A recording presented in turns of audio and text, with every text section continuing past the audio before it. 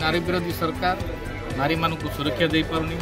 आप देखिए हॉस्टेल मानक 6 वर्ष झील गर्भवती होची 10वीं श्रेणी झील आमर प्रसव करुच्ची।